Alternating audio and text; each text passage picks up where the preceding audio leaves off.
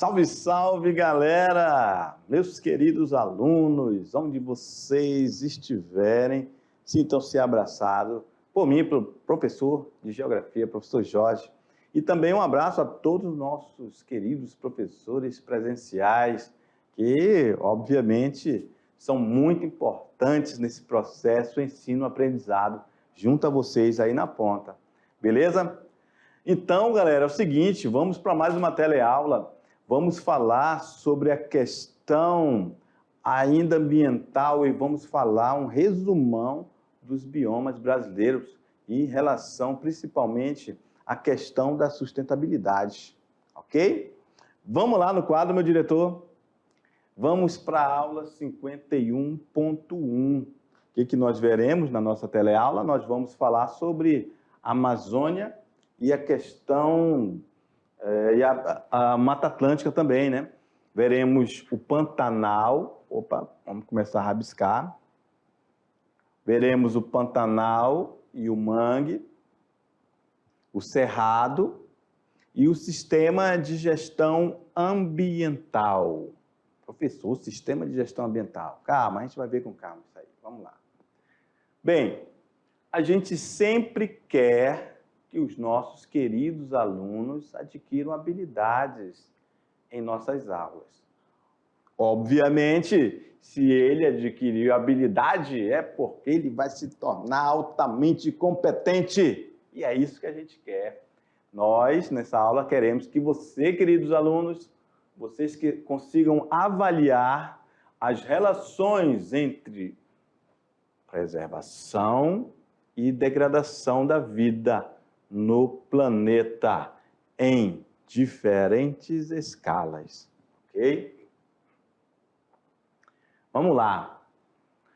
A Amazônia, também chamada de floresta amazônica, selva amazônica, floresta equatorial da Amazônia, floresta pluvial ou ileia amazônica, tudo isso é a Amazônia, ok?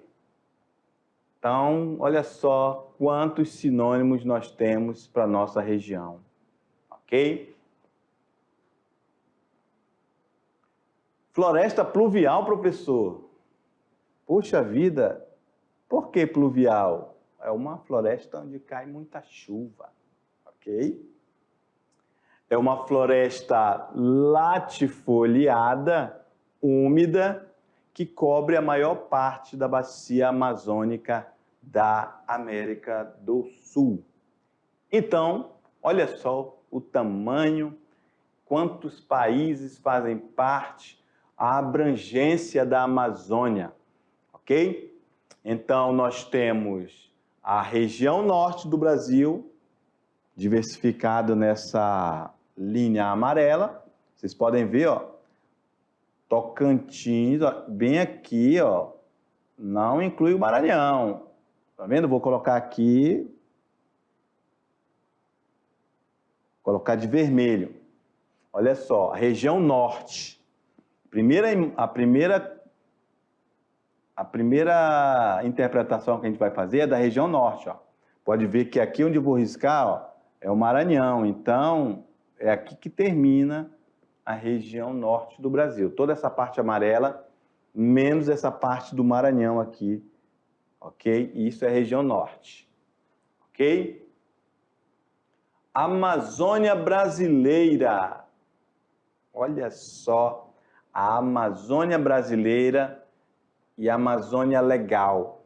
Então, ó, agora sim, nós temos, vou colocar em azul, a Amazônia brasileira e a legal, ó, você pode ver que pega até o Mato Grosso, o Tocantins, agora sim pega a parte do Maranhão, ok?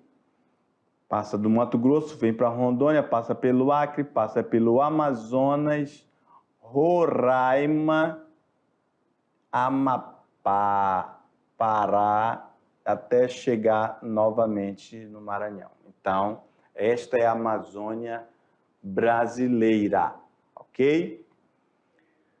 Bem, aí, ó, Essa parte aqui é a Amazônia Internacional. Ok? Vou colocar aqui com uma outra cor, deixa eu ver. Colocar vermelho. Não, vermelho eu já usei. Vou colocar um azul forte, lilás. Beleza, olha só.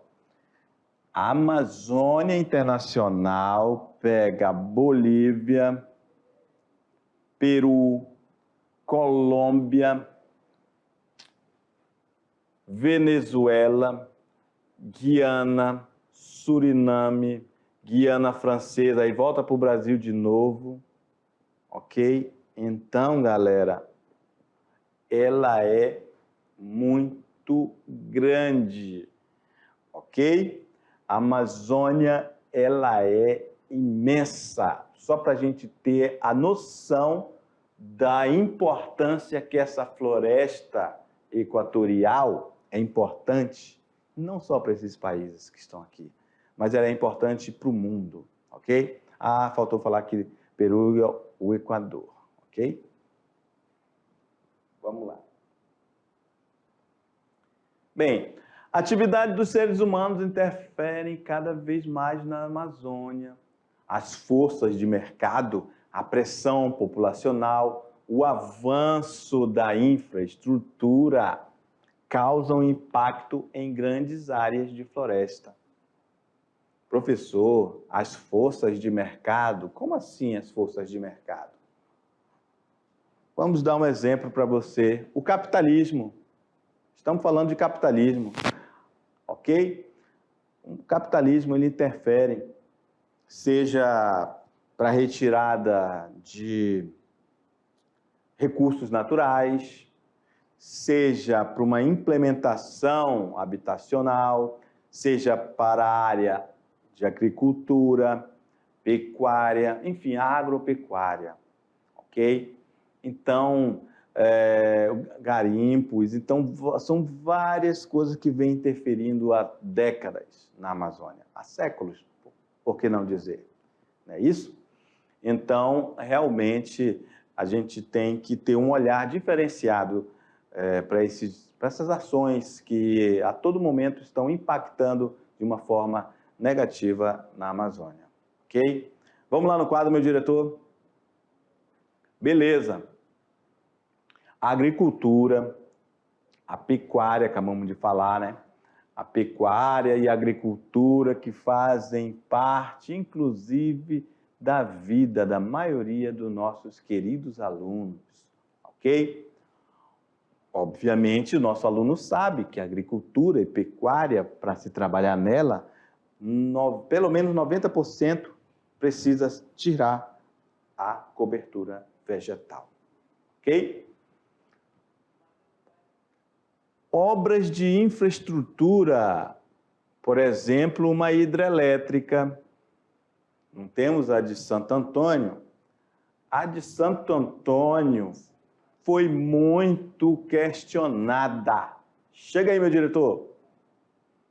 Então, a hidrelétrica de Santo Antônio, de Jirau, enfim, a de Balbina, no Amazonas, elas são delicadas porque nós estamos numa planície.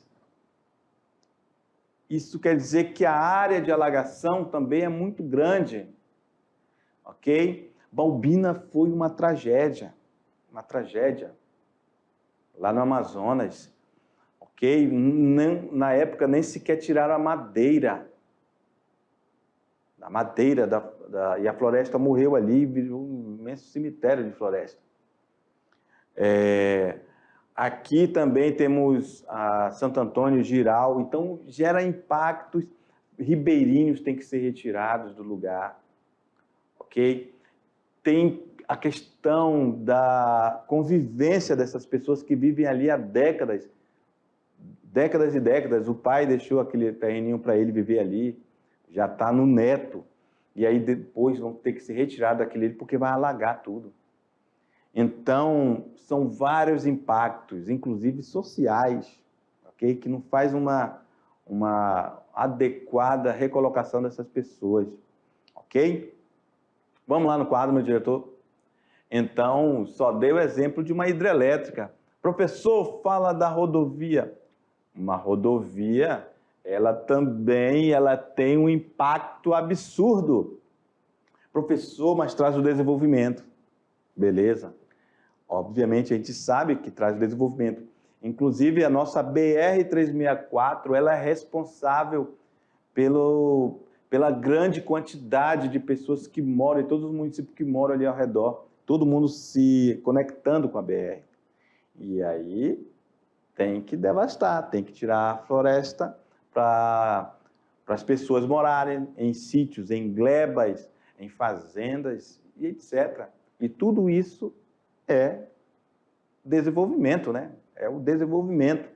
Só que a gente precisa que esse desenvolvimento também seja de uma forma mais sustentável com o passar do tempo, ok? Como professor, adquirindo técnicas mais avançadas para produzir de uma forma que impacte o menos possível nessa Amazônia, nessa região da Amazônia que você vive, que já está, ao longo do tempo, já muito desgastada, com tanto impacto, não é isso? Beleza, vamos lá no quadro, continuando. Madeireira, outro problema. Professor, madeireira, sim. Tem, inclusive, problemas de madeireiras que não reflorestam. Isso é um problema grave, não reflorestar. Uma situação também muito delicada, por exemplo, é quando um trator conectado a um outro trator através de um imenso cabo de aço e sai derrubando tudo que tem pela frente, árvore pequena, árvore grande. Então é um problema seríssimo, e aí depois que devasta, leva as madeiras de lei e às vezes derruba madeira que nem sequer vai usar. Então, aquilo que eu estou falando, precisamos melhorar técnicas para não devastar da forma, às vezes, tão drástica como essa que eu estou falando aqui, ok? Vamos lá no quadro. Professor, então, quer dizer que dá de explorar madeira, professor, sem tanto impacto ambiental? Sim. Outro problema, grilagem de terras na Amazônia, a gente tem isso demais. Inclusive, isso dá problema dessa grilagem aí, que gente vende terra sem ser dele, e aí, rapaz, isso dá muito problema. Olha só, outro problema, o garimpo. Professor, o garimpo, infelizmente, olha só, não é aquela questão de eu falar para você a questão da música, lembra? Não sou contra o progresso, mas apelo para o bom senso. A gente precisa fazer com que o garimpo, ele realmente é importante para desenvolver ocupação humana de pessoas para trabalhar, beleza.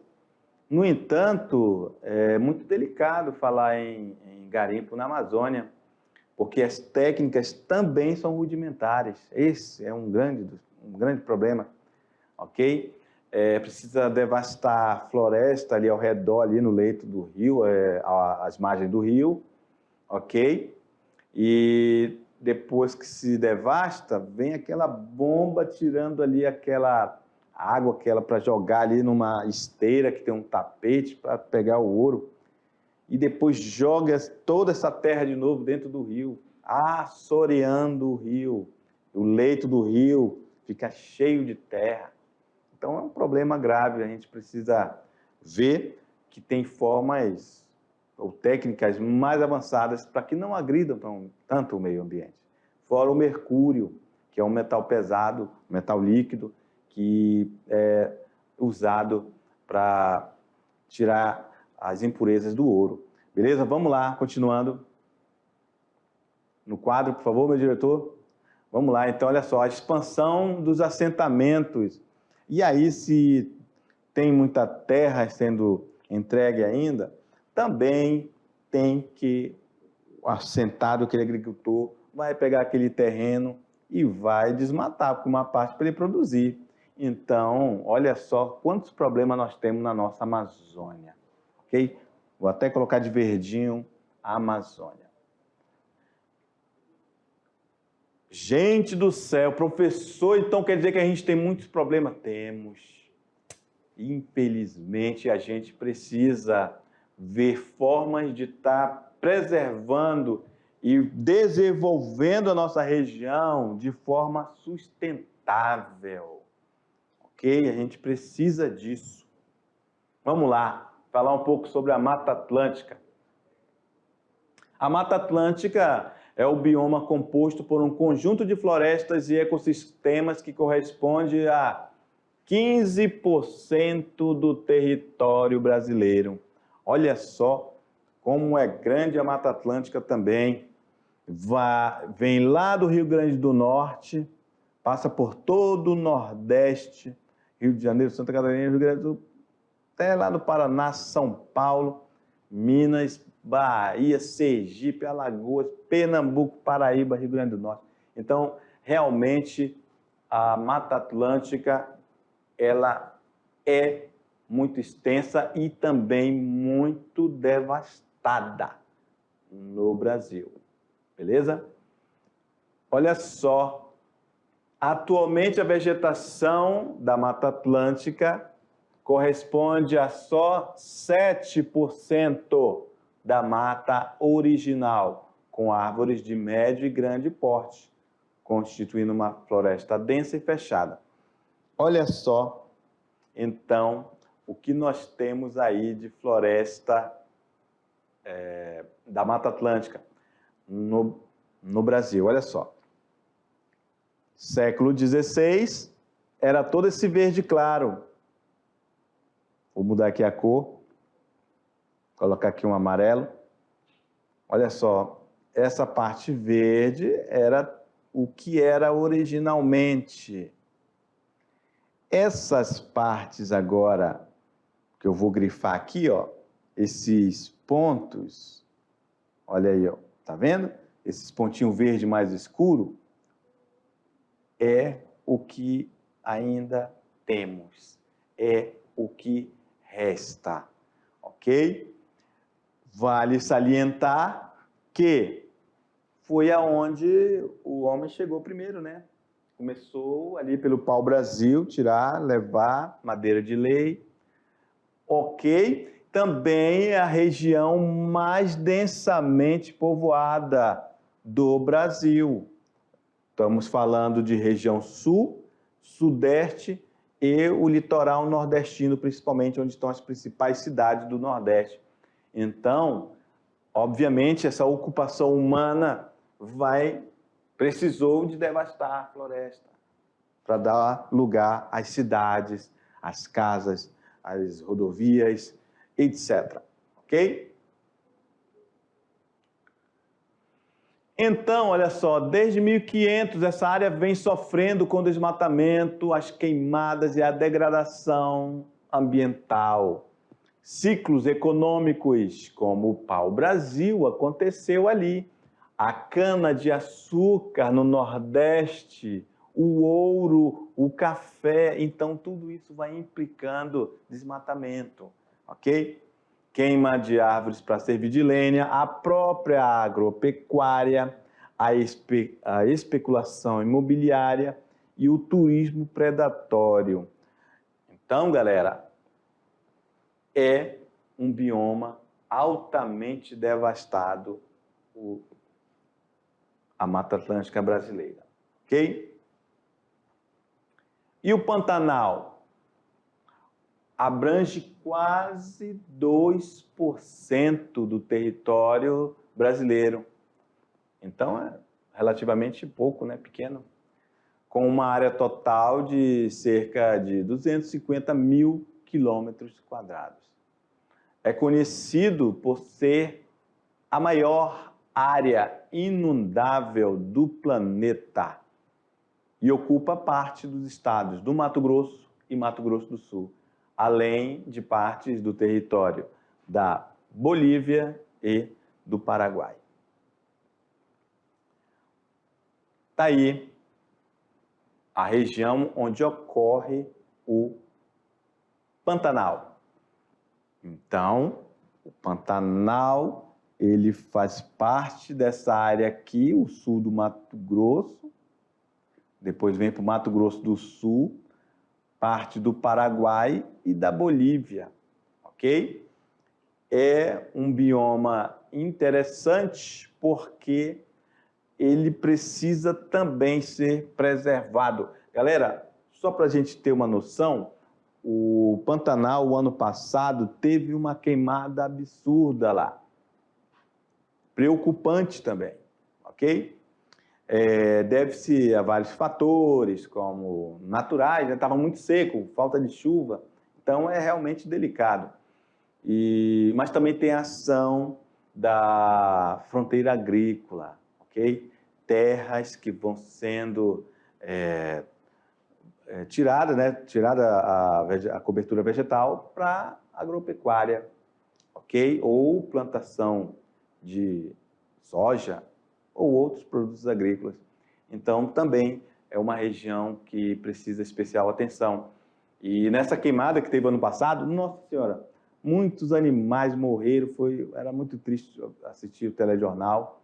Não tinha bombeiro que dava jeito, nem brigadista. Foi uma devastação muito grande no Pantanal, que inclusive especialistas dizem que vão demorar décadas para essa devastação de 2019, para esse bioma se recompor como era. Ok? Vamos lá no quadro, meu diretor?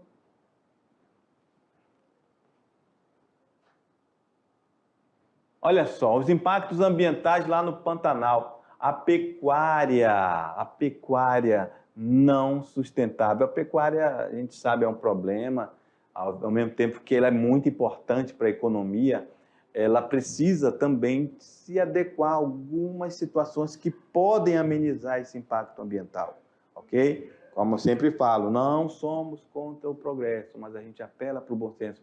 Algumas coisas podem ser feitas sim, ok? Outro problema ambiental lá no Pantanal é a monocultura da soja e da cana-de-açúcar. Como eu falei agora há pouco, esta soja, essa região também faz parte ali dessa fronteira agrícola que se expande, ok? Contaminação dos solos e dos recursos hídricos. Então, galera, não é só na Amazônia, não é só na região do Cerrado, Mata Atlântica. O Pantanal também passa por esse problema de contaminação dos solos, pode ser por agrotóxicos, pode ser por, enfim, fertilizantes, ok? E outra, lá os recursos hídricos são muito intensos e, obviamente, essa contaminação vai estar relacionado também a esses recursos hídricos lá no Pantanal, ok? Temos problemas também de infraestrutura, desmatamentos e queimadas, já falamos, ok? O Pantanal sofreu muito com desmatamento, nesse ano também está teve algumas queimadas, mas o do ano passado foi muito intenso mesmo, galera. O Pantanal sofre com assoreamento dos rios. Assoreamento esse que faz com que o rio fique com muito, em seu leito, encha de terra. Então, o Pantanal passa por esse tipo de problema também. Outro problema que nós temos lá no Pantanal, como aqui na Amazônia, né? Também ó, a questão da caça e da pesca ilegal, ok? Então, essa caça, às vezes, estão pegando animais aí que são simplesmente protegidos por lei, não é para caçar. A pesca ilegal também, principalmente quando está relacionado à época reprodutiva desses peixes, então aí que ela se torna mais ilegal ainda. Mas ocorre, acontece infelizmente. Vamos lá. Os mangues é uma vegetação que se apresenta em áreas costeiras, compreendendo uma faixa de transição entre aspectos terrestres e marinhos. Então, são faixas de transição. Galera, Olha só o tamanho desta área dos manguezais, ok? Então, praticamente em todo o território da costa brasileira tem mangues. E também os mangues têm problemas, ok? Olha só, que problema nós temos nos mangues? Desmatamento também. Para quê? Para fins comerciais. Que tipo de fins comerciais, professor? Olha, nós estamos falando de uma região, olha só, estamos falando de uma região que está em frente ao mar. Então, podem ser empresas na área de hotelaria, ok? São empresas da área do turismo.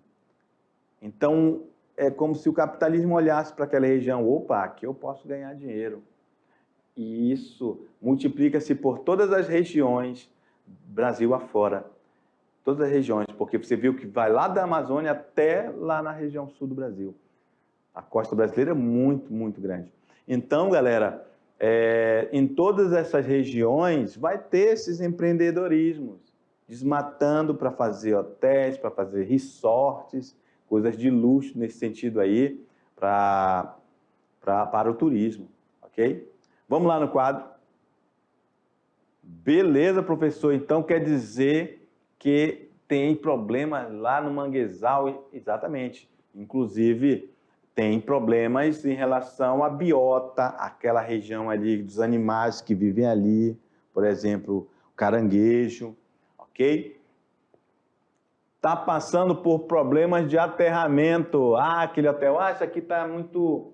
Vou aterrar aqui para fazer uma imensa calçada para os meus hóspedes. Outro problema, aquela região ali, vamos botar para que seja despejado os nossos esgotos. Novamente a gente vai ter problema com aqueles animais aquáticos, aves, etc., que vivem naquele ecossistema, ok? Também temos problema de descarte de resíduos sólidos, lixo, ok? Professor, então quer dizer que temos muitos problemas, professor, lá no manguezal? Pois é. E também temos descarte de resíduos industriais, ok? É preocupante, galera? Sim, é preocupante, porque, afinal de contas, é um imenso ecossistema que também precisa ser preservado, ok? Outra coisa que poderemos falar sobre os manguezais é que deve sim, pode acontecer o desenvolvimento ali, ok? No entanto, ele tem que ser sustentável, ok? Tem que haver esse equilíbrio entre natureza e desenvolvimento econômico.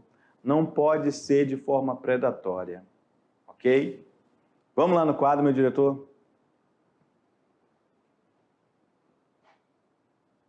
O Cerrado. O Cerrado, ele é o segundo maior bioma da América do Sul, ocupando uma área de 2.036.000 quilômetros quadrados. Ele é cerca de 22% do território nacional. Olha só o tamanho do Cerrado brasileiro, ok?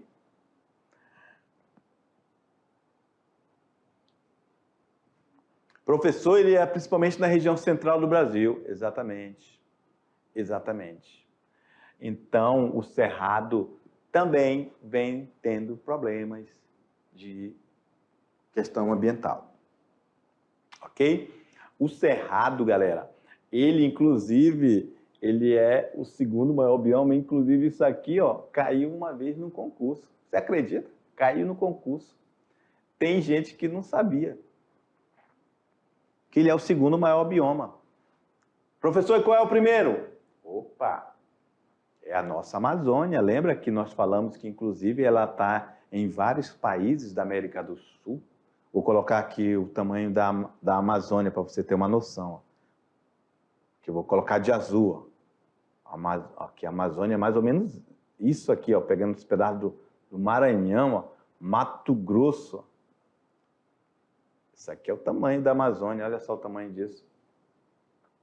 Então, galera, o Cerrado, ele também tem problemas, e vamos ver. Olha só, depois da Mata Atlântica, o Cerrado é o ecossistema brasileiro que mais sofreu alterações com a ocupação humana. O problema lá qual é? Expansão agropastoril.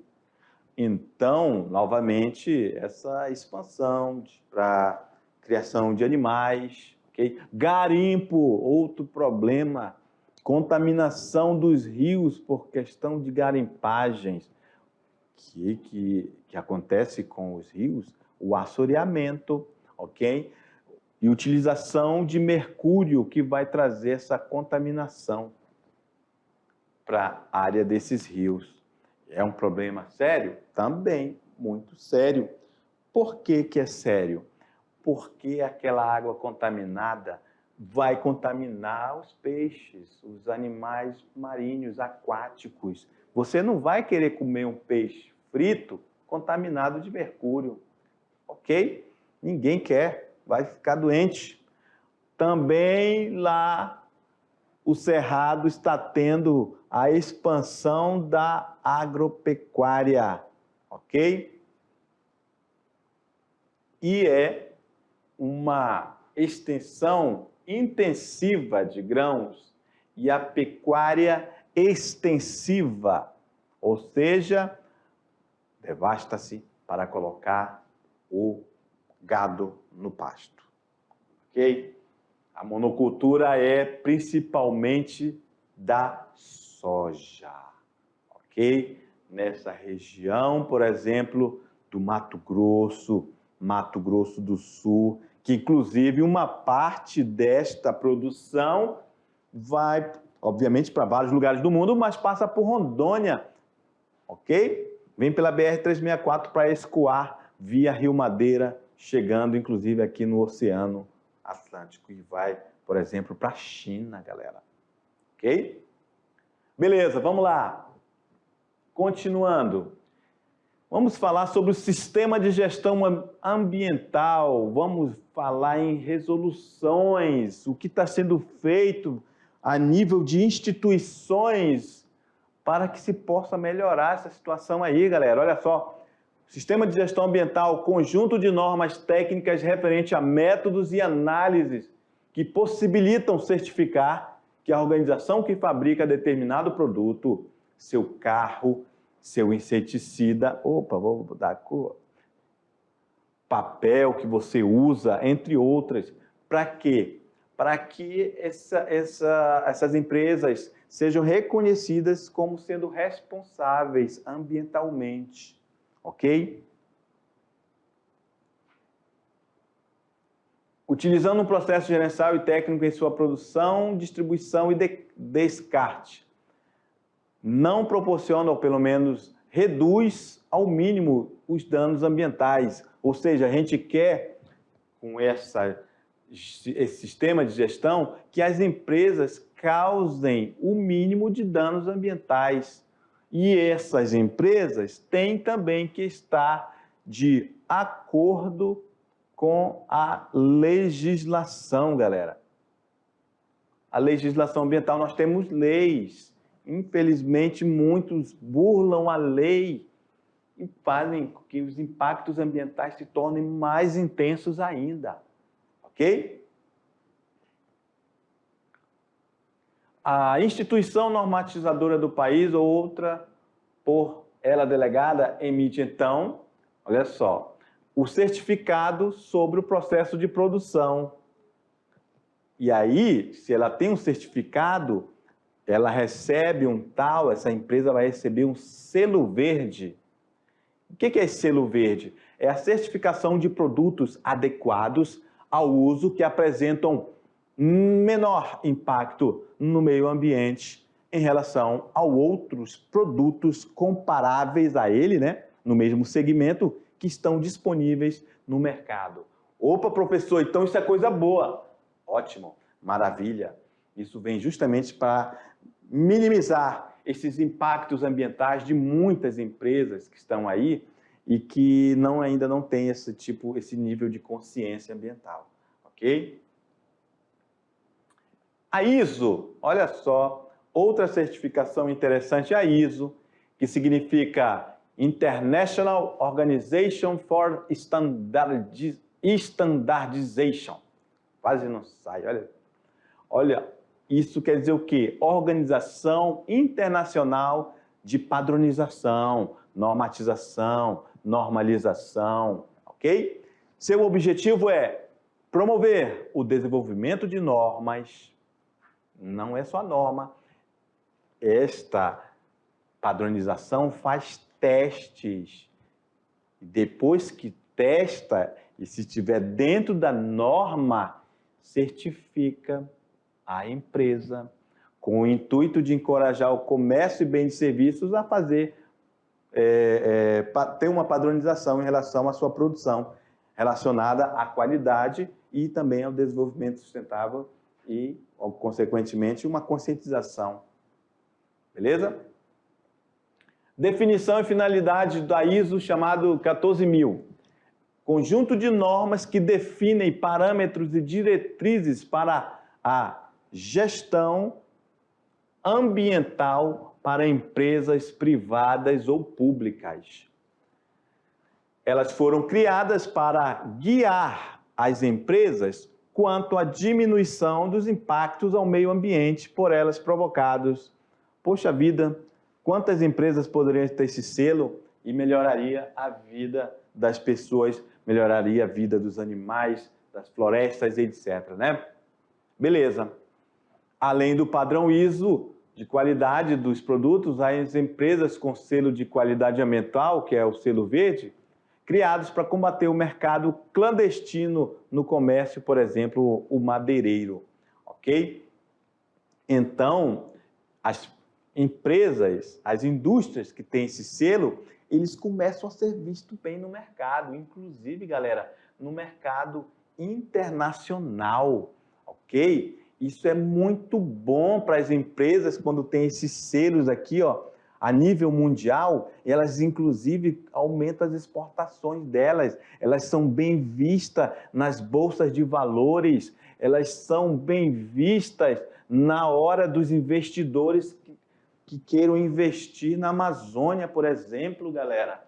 Então, essas normatizações, elas são sim um atalho para a gente, pelo menos, minimizar esses impactos ambientais de toda a ordem que nós vimos aqui em todos os biomas brasileiros, ok? Então, são possibilidades que devem ser revistas e adequadas à nossa realidade. Vamos lá no quadro, meu diretor. E, para fechar aqui, ó, os principais certificados do mercado brasileiro. O Orgânico Brasil, que é a marca do Sistema Brasileiro de Avaliação de Conformidade Orgânica, é o selo público oficial usado para identificar e controlar a produção nacional de orgânicos. O Inmetro também é o selo que identifica os produtos submetidos aos testes de certificação do Instituto Brasileiro de Metrologia. Ok? A ABNT, obviamente, é muito importante, a Associação Brasileira de Normas Técnicas, né? A entidade mantém programa de rotulagem ambiental visando ajudar os consumidores a escolherem produtos e serviços menos prejudiciais à natureza. O FSC, que é o selo do Forest Stewardship Council, que no país é chamado de simplesmente FSC Brasil, ok? Conselho de Manejo Florestal indica que a madeira utilizada resulta da produção ecologicamente adequada.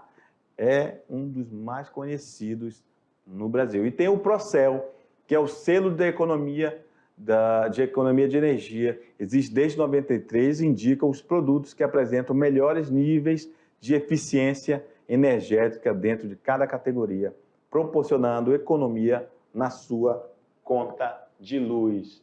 Vendo aí, galera, como a gente tem muitas possibilidades, nossas empresas podem se adequar, nossos institutos fazem alguns tipos de trabalho que a gente faz com que esse ambiente tenha menos impacto possível na natureza, ok? Forte abraço e até daqui a pouco no nosso resumão.